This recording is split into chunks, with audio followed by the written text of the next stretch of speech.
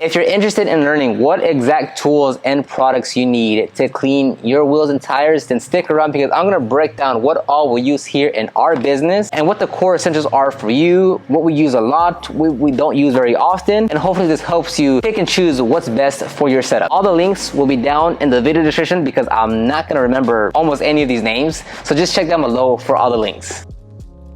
And yes, this does look like a lot of tools and products, but we do this as a business, so we work on multiple vehicles per day, per week. So I'll kind of give you a quick overview of everything that we have, and then I'll tell you what most frequently we use and which ones that we kind of have but we don't really use. That basically, you can forget one of these buckets just because we have two sets of everything. So I just wanted to show you that we have a lot and we actually use a lot of brushes, but they're just about the same thing. So let's start off with the brushes because that's what everyone always likes to think about first. Is we have some work stuff brushes right here. These are in pretty bad shape, but basically you want any brush that he can clean the face of.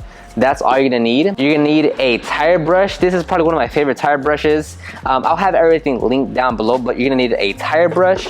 If you want, which we don't really use too often, but you could have a separate wash mitts. These are specific wash mitts for your wheels. We kind of have it. We don't really use them that frequently. In a few cases, it does come in handy, but we're not really grabbing these too often to make them like a very popular option in our operation. Next is you're gonna need your inner wheelbarrow wheel. So this is when you're actually gonna scrub the inner barrel of the wheel. You'll need your brush here. This is an easy detail brush. This is one from Max Shine, I believe. Now there's many brushes that do the same thing. So just, you know, based off of what I say, find something that's similar or you know, an alternative to this brand, but you don't have to specifically get this one here. Here's like another style for inner barrels. Now what you have to keep in mind is based on the type of wheel that you have, the clearance to the brake caliper, the design, the spokes, will kind of dictate which brush is best for your situation. So, you know, maybe this brush is too thick and doesn't actually get into the inner barrel. Now, I'm lying because this one is usually the one that does fit,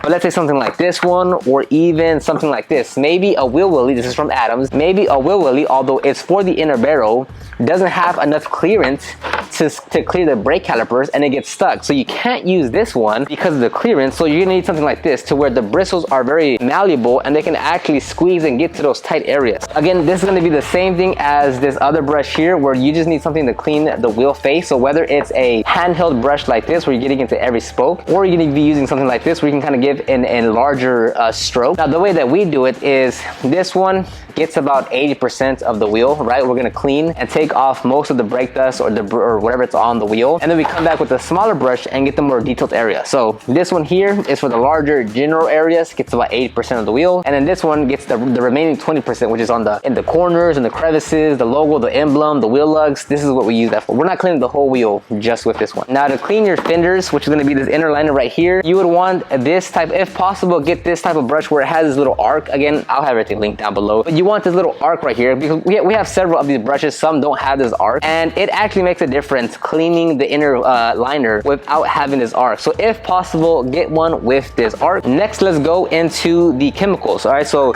here we're actually using a degreaser. This is Super Clean diluted 4:1 in a pump sprayer, obviously. Super Clean you can purchase locally for like $8 a gallon, $10 a gallon, and you can dilute it to the appropriate ratio that you'd like. So if you want a more aggressive cleaner, 4:1 or 1:1. If you want a more light, not as aggressive cleaner, you can do 10:1. Now over here, this is more for a professional, which I don't really advise. You know, if you're just enthusiast, you don't really need to get this crazy with it, but this is actually acid, and you want to be careful of what wheel you're using it on. Typically just clear coated OEM wheels. If they're powder coated, if they're chrome, aluminum, you don't want to use this on there. So for the most part, if you're just an enthusiast detailing your vehicle in your driveway, I'm not going to recommend you get acid, but we have 2 bottles of them just because we have, you know, specific situations where we're going to use acid. Now as you can see, we're a fan of pump sprayers, and we do this because it's more efficient to have pump sprayers. If you're just working in your driveway, you can get away with just spray bottles, but if you do want to kind of have a nicer quality bottle that holds more product and give you a more even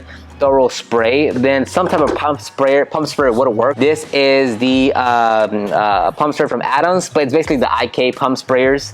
Over here we have some the IK Multi Pro. So this is a non-foaming, so it's just like your typical fan spray. Here is the IK Foam Pro 12, which is a very thick foam, and the cool thing about this one is that it actually is able to be aired up via an air compressor. So you're able to max out the air in here and give you a very thick, even foam if you have an air compressor on hand. Down here you'll see that we have this green hose here. This is actually our big boy blower. I would, you know, again, it's up to you if you like to have the nicest of nicest things to work on your personal vehicle and you just want the best.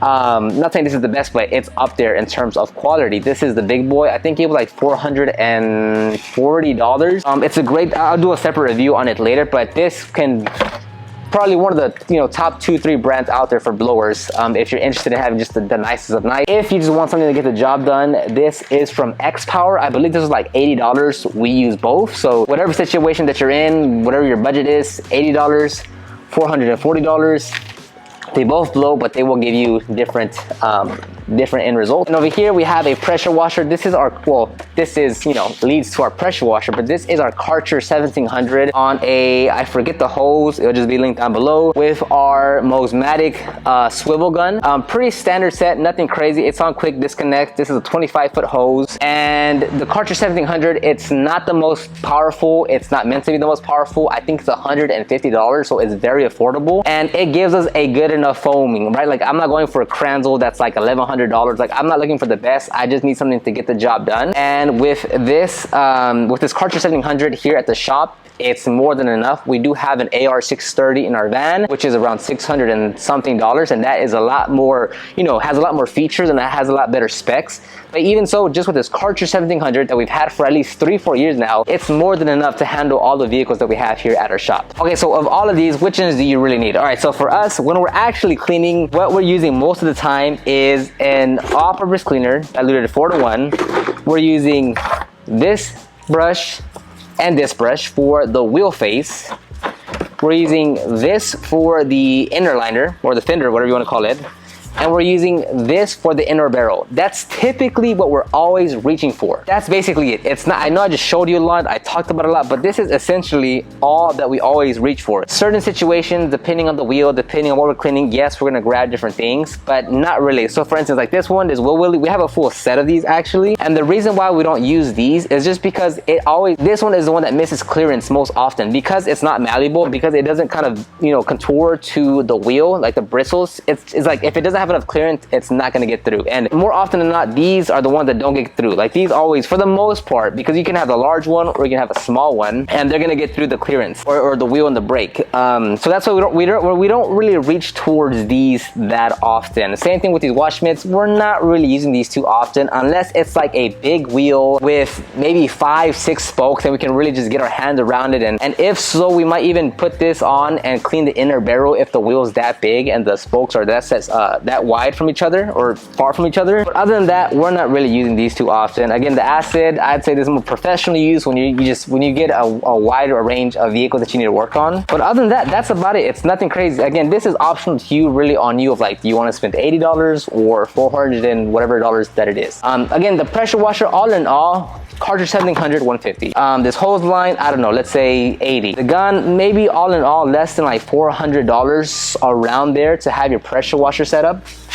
And again, these pump sprayers, optional, not necessary. These are like $140. This pump spray here is like $35, $40. Or if you don't want to do any of that and you just want to stick with a pump, with a spray bottle, $8 in total for these two things. So you can make this however complicated that you want. I would just say it depends on your wheel, what you're cleaning, how many things or how many times you're gonna do it per week, per month, and go from there. But start off with the more basic core essentials and then build off of that. Don't just click every link and be like, oh, I'm gonna buy all of them. Build off of like what you think are the essentials, and then as you go and clean your car this weekend, you're gonna be like, oh, okay, you know what? I actually need that. Okay, let me go order it now. Versus ordering a big old shipment and then you don't use 80% of it. So I'll end the video right here. Let me know what you think. If this was helpful, I'll have all the links in the video description below. Let me know in the comment section what you're gonna use. I think I just said that. Anyways, I'll wrap it up right here.